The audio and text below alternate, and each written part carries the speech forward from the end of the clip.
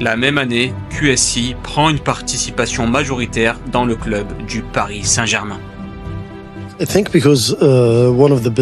Je pense que c'est un des meilleurs championnats du monde. C'est une belle opportunité pour nous d'investir dans le sport en France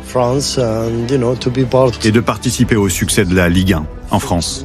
Et c'est ainsi qu'Al Khelaifi est devenu président d'un grand club de football européen. QSI rachète donc le PSG pour environ 70 millions d'euros à une société américaine, une bonne affaire pour une équipe de haut niveau dans une capitale européenne. Mais soyons honnêtes, à cette époque ce n'était pas le Real Madrid. À l'époque le PSG était plus un feuilleton qu'un super club, siège vide, des supporters en tension avec le club, aucune vision à long terme. Il y a eu des moments de réussite, mais Paris n'a jamais vraiment été une ville de football. Quant à Nasser, il avait une idée différente. Dès le début, lui et QSI ont clairement exposé leur plan. Faire du PSG une marque mondiale, construire un club d'une valeur d'1 milliard d'euros, d'ici 5 ans être l'un des meilleurs d'Europe et gagner la Ligue des Champions. Des objectifs sur le papier difficiles à atteindre, mais Nasser pourra compter sur le soutien de son ami le prince héritier et de fonds développés de Qatar Sports Investment. Son idée était celle-ci. Paris est une belle ville, capitale française déjà connue du monde entier, des millions de potentiels fans qui vivent autour de Paris, mais qui ont besoin d'un PSG fort et dominant. Alors c'est le moment pour Nasser et QSI de dépenser sans forcément compter pour bâtir une équipe solide sportivement parlant, mais aussi pour faire connaître le PSG